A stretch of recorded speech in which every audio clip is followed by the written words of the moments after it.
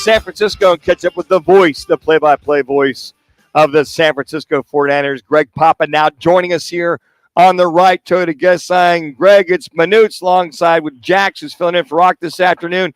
Hey, look, I didn't breathe until that interception at the very end of the game, so I can finally breathe. But let's look back at the beginning of the game. Was this team, was the layoff too much for this San Francisco 49ers team initially, you think? Yeah, I think in retrospect they were a little rusty. But it was mainly the rain, I think, that threw them off. And your guy Brock, and, you know, you and I talked throughout the year. He had that bad game in Cleveland when he had a hard time gripping it and ripping it on the shores of Lake Erie that day with the wind and the rain. And he put a glove on in the warm-up, and he didn't use the glove at all. You may know more, Manuch, but I think it was he watched Jordan Love miss that first swing screen to Aaron Jones out in the right flat.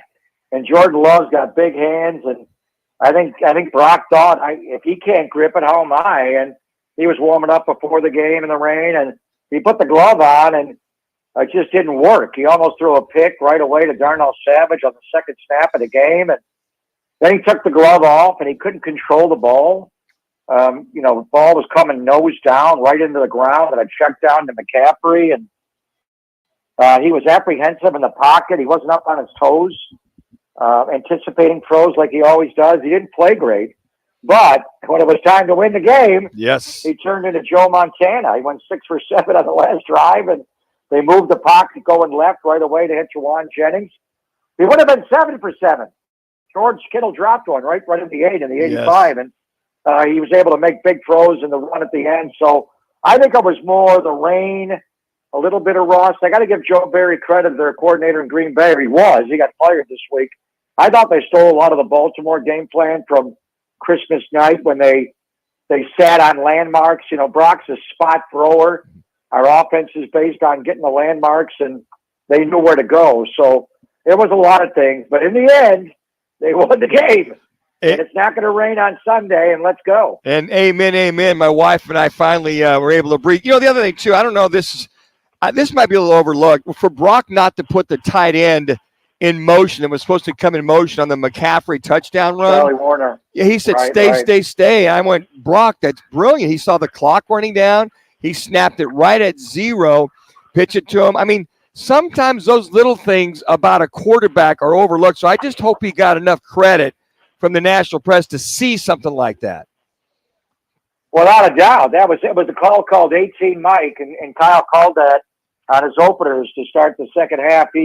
Like Coach Walsh had the 15-play script, Kyle has 24 on his opening script, 12 runs, 12 passes. Then he rescripts at halftime. And that they didn't get to it right away because there was a 3-and-out in the first series, but they got to 18 Mike. And on that action, Charlie Warner either could move in motion across from right to left as a wing just to the side of McKivitz, the right tackler, Trent. And Brock, full command of the offense, told him to stay right where he is because they were going to run. It wasn't going to be 19 Mike. It was going to be 18 Mike going to the right. And a great blocking, and McCaffrey got to the second level and made Darnell Savage. That's what quarterbacking play, Manuch. And you played the position. And, Joe Ferguson, if you just turn and hand off to OJ every time, sure. A lot of times, the quarterback tells you where the running is going to go. That's what the brilliant of Peyton Manning was and Tom Brady. And they give, we don't have a kill system in this offense. Kyle has a can system, but a can is to go from the first play call to the second, or an Oscar play call, which is to flip. Usually it's a run from one side to the other. But that was Brock being alert. Charlie Warner, stay. We're running 18 Mike, and it's coming your way. Greg Papa, the voice of the 49ers, joins us here on the right Toyota guest line. And it came out during this week in a presser. Kyle Shanahan was asked about Jauan Jennings and his blocking ability. There was a video against the Packers where he blocked that defender all the way to the water. Yeah. Kyle Shanahan says he does that in practice and that there was fights going on in practice. You being someone that watches these practices, what's Jauan Jennings like behind closed doors, and what's he like at practice, seeing him block 100%? He's a madman. He's a madman. So you see their wide receiver out there, St. Brown for Detroit. He's a great player. What a route runner. He dyed his hair Honolulu blue when they made the playoffs. Jauan Jennings has had fire hydrant red, fire truck red, whatever it is, 49er hair forever. And the guy plays like his hair's on fire. Yeah. He's insane. So he's a great blocker. And that one was on, right before the McCaffrey touchdown run, the 18 Mike 39-yard run. The play before that was the 32-yarder to Kittle. And he took their corner, Valentine, and put him over in the Gatorade cooler. And I was actually in the office yesterday when the NFL Network, Andrew Brandt from Good Morning Football has the angry runs. And they gave Jauan Jennings the scepter and the T-shirt for an angry run. And I was there when they opened the FedEx box, and he's going, how can they give me an angry run when I didn't run the ball on that play? Two. No, but he's so instrumental in the run game. And there's a motto around here. Leonard Hankerson, the 49er wide receiver coach, has a motto, and Kyle has it too.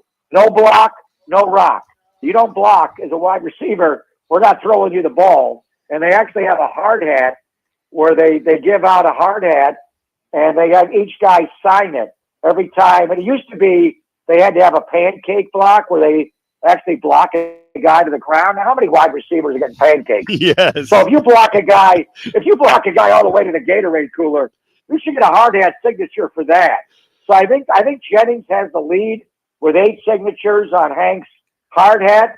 But I'll tell you, Brandon Ayuk is right behind. I think it's 8-7 going into the championship game. Well, Greg, we appreciate time. We know you're speaking of Ayuk. We know you got an interview with him coming up. We appreciate the time. Please tell Brock that we said hi. Best of luck. Yeah. Hopefully. What do you think, Dan? What do you think? Anything he's got to do in this game? I think he's got to do that he didn't do last game? Just stay the course, take care of the ball, and trust your eyes.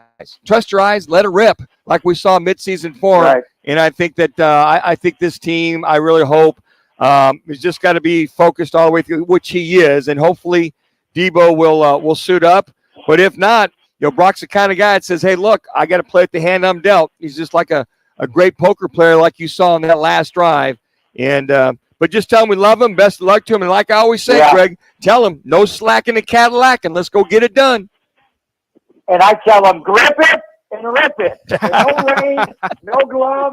He'll be able to grip that ball and rip it on Sunday. I'll see you guys in Vegas. All right, but that's Greg Papa, the play-by-play voice of your San Francisco 49ers. Had to get him a little bit early because he's got to go do Ayuk, the same call that they have.